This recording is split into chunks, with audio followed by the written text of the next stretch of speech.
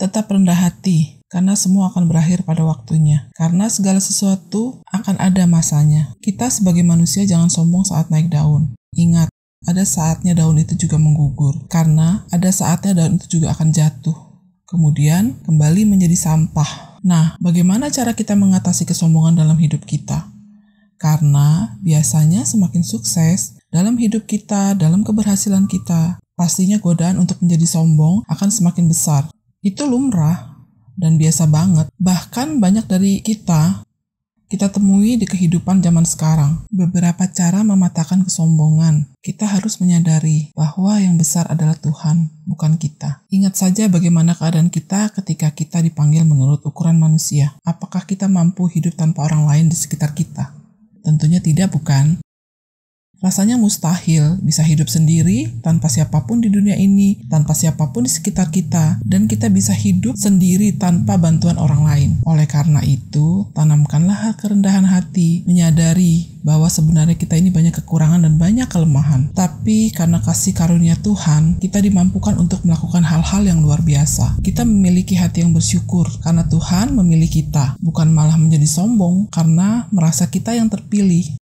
Tuhan memilih kita karena Tuhan yakin kita bisa mempergunakannya. Tetapi, apakah kita bisa mempergunakannya dengan baik? Menyadari bahwa semuanya yang kita miliki itu hanya titipan Tuhan.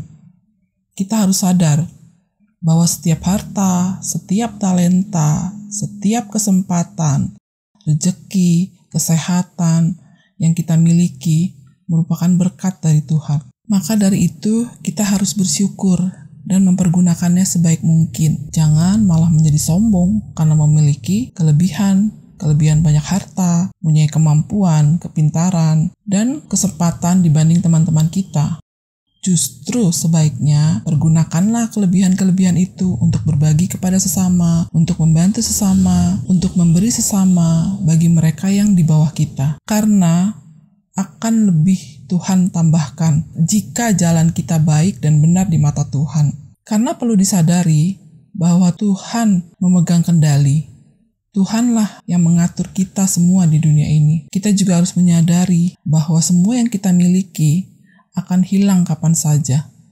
Tuhan pemilik kuasa untuk memberi dan mengambilnya. Maka dari itu, apa yang harus kita sombongkan di dunia ini? Karena semua yang kita miliki di dalam dunia ini, karena semua yang kita punya di dalam dunia ini hanyalah sementara.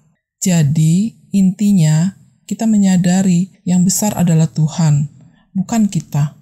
Kita menyadari bahwa semua adalah titipan Tuhan, dan kita menyadari bahwa Tuhanlah pemegang kuasa di dunia ini. Karena semua yang ada di dunia hanya sementara. Lebih banyak berbuat kebaikan, lebih banyak berbagi, selalu mengucap syukur akan apa yang kita punya, selalu mengucap syukur akan apa yang kita miliki dari orang lain.